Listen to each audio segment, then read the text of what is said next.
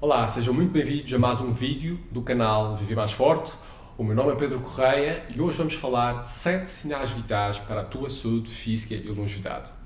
Quando nós falamos de saúde, estamos a falar de um tema bastante abrangente e que inclui vários domínios, como saúde mental, saúde emocional, saúde física, saúde espiritual, relacional e até financeira, se quisermos. Que uma coisa podemos ter a certeza: a saúde é muito mais que a ausência de doença. Neste vídeo vamos falar sobre a saúde física e vamos conhecer 7 sinais vitais que devemos monitorizar com atenção rumo ao envelhecimento com maior qualidade de vida e não apenas com mais tempo de vida. No âmbito da saúde normal, da medicina convencional, os sinais a que normalmente nós prestamos atenção são a frequência cardíaca de repouso, a tensão arterial, a frequência respiratória, o peso corporal e a temperatura corporal. E enquanto estes sinais são relevantes para podermos aferir o nosso estado de saúde geral, se nós queremos desenvolver um estado de saúde mais robusto e ficar mais protegido contra as doenças e para termos uma longevidade mais funcional, então precisamos de olhar para outros marcadores e vai ser sobre esses marcadores que nós vamos falar em seguida. O primeiro é a força de preensão. A força de preensão é um preditor tão ou mais importante de mortalidade por todas as causas quanto a tensão arterial. A força de preensão é um bom marcador da função muscular, porque a força que nós somos capazes de gerar na mão, no pulso e no antebraço é um reflexo da força que nós temos no resto do corpo. E sabemos que uma diminuição da força de preensão está associada a uma mortalidade, portanto, mais rápida e a um declínio físico superior. Sabemos que também uma força de preensão mais baixa está associada a um declínio cognitivo precoce, portanto, fazendo com que a nossa capacidade de processar informação e a nossa memória possa ser afetada. Isto significa que queremos manter a força de preensão e a força muscular na mão o mais elevado possível durante a vida para diminuir essa chance de mortalidade. Agora, como é que nós podemos medir? Podemos medir a força de preensão através de um equipamento chamado dinamómetro, okay? Que aqui conseguimos mensurar qual a força que nós temos na mão e de uma forma subjetiva, obviamente, conseguimos medir através de um aperto de mão. Uma nota importante final é que a força de preensão é também importante naquelas ocasiões em que nós precisamos reagir rapidamente para não cair, para agarrar alguma coisa, para nos segurarmos. Também é importante manter esta força de preensão para evitar potenciais quedas. O segundo sinal vital é o movimento funcional. O movimento, de uma forma geral, é uma condição essencial para a existência humana. O termo funcional refere-se aqui à competência e capacidade que o corpo tem para realizar as tarefas do dia-a-dia com sucesso ou para realizar qualquer tipo de atividade recreativa ou desportiva que proporcione algum prazer. Isto basicamente significa que o corpo humano precisa de alguns requisitos de mobilidade, de estabilidade, de controle postural para poder expressar a sua função no ambiente e para poder manter a sua independência. Portanto, o movimento funcional é algo que nós devemos preservar durante a nossa vida e, não tendo esta competência de movimento e tendo limitações e assimetrias funcionais, vamos ter mais dificuldade em realizar algumas tarefas. Como é que nós podemos medir? Portanto, não existe propriamente um sistema universalmente aceite para medir o movimento funcional, mas existem vários testes, vários sistemas de movimento e de mobilidade mais ou menos integrados, mais ou menos dinâmicos, que podem ser efetuados para aferir a função corporal e, de facto, perceber que desequilíbrios musculares, que desequilíbrios articulares, que desequilíbrios de movimento existem para, posteriormente, poderem ser corrigidos através de um programa de exercício adequado às necessidades individuais. O número 3 são as qualidades físicas. O desenvolvimento das qualidades físicas permite ao nosso corpo manter bons níveis de saúde e performance. Mas o que é que são qualidades físicas? Estamos a falar de força, de potência, de velocidade, de endurance muscular e vamos considerar também aqui a mobilidade articular, sendo que a força pode ser considerada a mãe de todas estas qualidades. À medida que envelhecemos, é previsível sentirmos o declínio gradual das nossas qualidades físicas, mas a verdade é que conseguimos contrariar em grande parte este declínio natural através do treino físico e através de várias medidas ao nível do nosso estilo de vida, vários hábitos. Portanto, nós conseguimos atenuar esse declínio em grande extensão com hábitos de boa qualidade. Da investigação sabemos também que a força muscular parece ser mais importante que a massa muscular em termos de longevidade. E isto explica-se pelo facto que a força muscular realmente acaba por ter um transfer mais funcional para as atividades do dia a dia do que propriamente a massa muscular. Como é que nós podemos medir?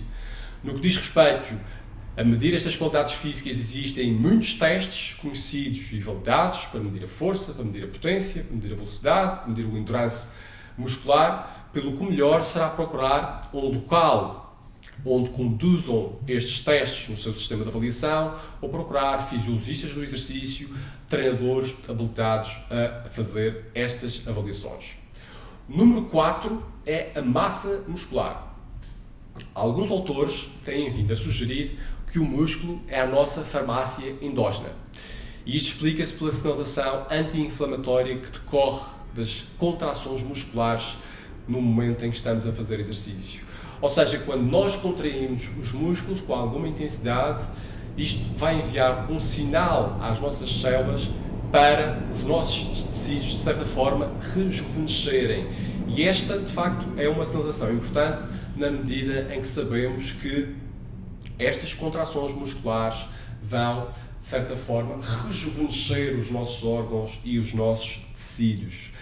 Por este motivo, o tecido muscular vai funcionar como um escudo protetor contra as doenças crónicas, obesidade, diabetes tipo 2, doenças neurodegenerativas, doenças cardiovasculares, cancro e outras doenças, claro está, do foro musculoesquelético, tais como osteoporose, artrite, dores crónicas, fibromialgia, etc. Ou seja, a massa muscular vai manter-nos também protegidos contra eventuais traumas ou acidentes que venham a acontecer na nossa vida, vai ter um papel instrumental na prevenção e na recuperação de lesões, vamos ser capazes de recuperar mais rápido se tivermos mais massa muscular e vai, obviamente, contribuir para uma maior longevidade funcional, porque a massa muscular também é o que vai dar suporte ao nosso esqueleto. Como é que nós podemos medir? Podemos medir a massa muscular através de equipamentos de bioimpedância de alta precisão, para ser mais preciso, ou através do equipamento DEXA, ou DXA. Número 5, densidade mineral óssea, e que está, obviamente, relacionado com o ponto anterior.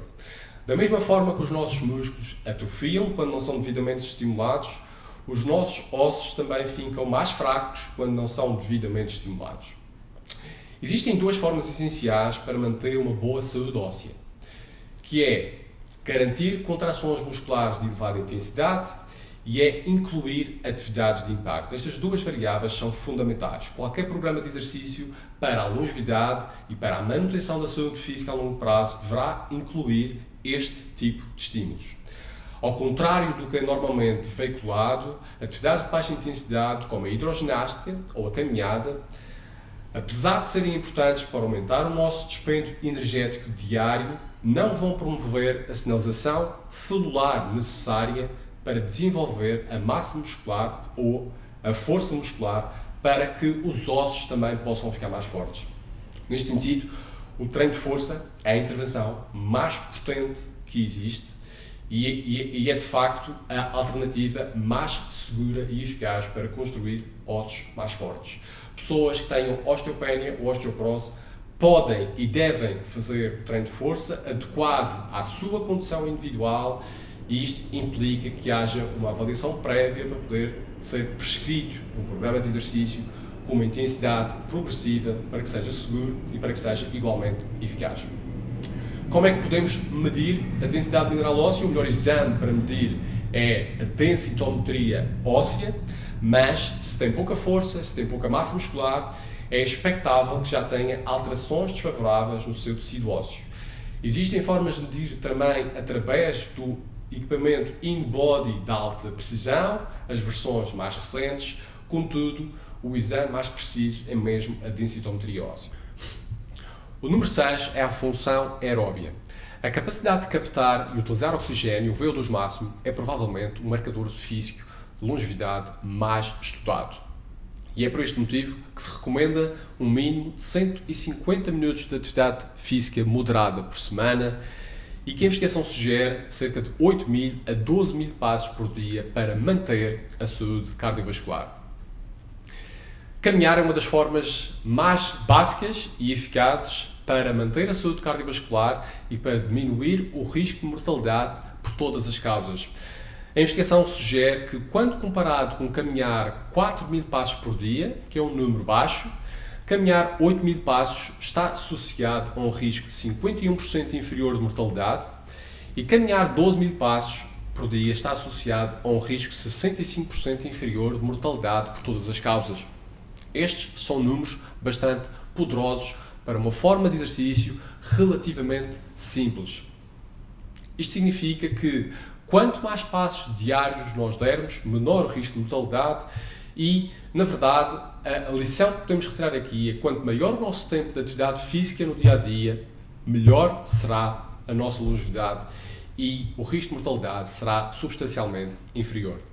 Ou seja, o treino aeróbio vai ajudar a manter e a melhorar a nossa saúde cardiovascular, sendo que caminhar é o mínimo que nós podemos fazer por isso. Vai ajudar a melhorar a nossa função mitocondrial, ou seja, a nossa capacidade de produção de energia, manter os nossos níveis de energia, vai ajudar a regular o funcionamento do nosso sistema nervoso, contribuindo também para uma melhor gestão do stress via a ativação do sistema nervoso parasimpático e ajudando a diminuir a inflamação crónica, e vai também servir de motor para aumentar a nossa capacidade de trabalho. Ou seja, de uma forma geral, quanto melhor for a nossa capacidade aeróbia, quanto melhor for a nossa função aeróbia, menor será o risco de doença cardiovascular e menor será o risco de mortalidade por todas as causas. Tendo em conta que a doença cardiovascular é a doença que mata mais pessoas em todo o mundo, incluir esta forma de trabalho é determinante para uma prevenção séria e para aumentar a nossa longevidade sem prejudicar a nossa qualidade de vida. Agora, como é que nós podemos medir? Existem várias formas de medir, mas a forma mais precisa para medir o VO2 máximo é o teste de VO2 máximo na passadeira e na bicicleta. Mas existem outras formas em que nós podemos estimar o VO2 máximo, como por exemplo, através do teste de Cooper, numa fórmula conseguimos também estimar o VO2 máximo de forma relativamente aproximada. No entanto, eu gostava de referir aqui outros 3 marcadores a que nós podemos estar atentos e saber, de certa forma, como é que está a nossa saúde cardiovascular e o nosso condicionamento aeróbio, que são a frequência cardíaca de repouso, que já falamos no início deste vídeo, a nossa frequência cardíaca de recuperação após 60 segundos, após efetuado o exercício, e a variabilidade de frequência cardíaca, também, que é outro marcador que pode ser importante medir e que podemos eventualmente falar no outro vídeo mais para a frente. Número 7 e último é a função anaeróbia. A nossa função anaeróbia expressa-se nos momentos em que precisamos levantar objetos pesados, como por exemplo carregar compras do supermercado, como por exemplo levantar pesos no ginásio, como por exemplo mudar os móveis lá em casa, aquelas situações em que nós precisamos de reagir rapidamente, ou seja, correr para não perder o autocarro, o avião, correr atrás do filho ou do neto que está a fugir e que está numa situação de perigo, ou correr mesmo atrás de um animal de estimação. Portanto, aqueles momentos em que nós precisamos de produzir mais quantidade de energia em relativamente pouco tempo. Outras situações que podem acontecer é quando enfrentamos alguma adversidade, precisamos lutar pela nossa sobrevivência e estamos a ser ameaçados fisicamente por alguém e precisamos de encetar aquele comportamento que derivou da nossa evolução, da luta ou fuga. Ou seja, manter a função anaeróbia não é apenas importante para os atletas que praticam alguma modalidade esportiva, mas também para qualquer ser humano que pretende melhorar a sua capacidade de produzir energia e capacidade de trabalho e, obviamente, está mais bem preparado para enfrentar alguma adversidade que aconteça no dia a dia. Uma nota importante que eu gostava de fazer a este respeito e a este tipo de trabalho é que em nenhuma circunstância o trabalho anaeróbio vai substituir o trabalho aeróbio, ou seja, o trabalho que nós falamos no ponto anterior. Por mais apelativos e setores que possam parecer os atalhos. Ou seja, nós precisamos realmente de acumular volume de trabalho, intensidade baixa a moderada, ou seja, trabalho predominantemente aeróbio, trabalho cardio zona 2, mais conhecido desta forma, e precisamos também de incluir algum trabalho de elevada intensidade de curta duração, como o trabalho anaeróbio. E obviamente, numa lógica de progressão, queremos, em primeiro lugar, mais volume de trabalho, ou seja, atividades baixas, baixa intensidade, de intensidade moderada, para progredir para intensidades mais moderadas. Incluir formas de exercício que estimulem o sistema anaeróbio vão ser bastante úteis também para uma maior expressão das nossas qualidades físicas, força, a potência, a velocidade, o endurance muscular, do condicionamento cardiovascular e até para melhorar a nossa composição corporal. Agora, como é que nós podemos medir? Existem imensos testes para medir a nossa capacidade anaeróbia e que são utilizados maioritariamente no âmbito desportivo. Basicamente, estes testes consistem na capacidade de produzir a máxima energia possível durante um determinado tempo, respeitando vários intervalos de recuperação. Portanto, existem muitos testes específicos para cada desporto, mas aquilo que interessa reter para uma pessoa que quer manter a sua capacidade anaeróbia ao longo da vida, aquilo que precisa de saber é que períodos curtos de elevada intensidade também são necessários para viver com mais qualidade, para viver mais forte e para estar mais bem preparado para as adversidades. E são estes os 7 sinais vitais que, agora que já conhece, pode monitorizar com atenção e trabalhar neles para viver mais tempo, para viver melhor e para ter uma melhor performance na sua vida. Se gostou deste vídeo, não se esqueça de subscrever o canal ou de partilhar este conteúdo com alguém que possa estar interessado no tema da performance, da saúde e da longevidade. Obrigado pela sua atenção e até à próxima.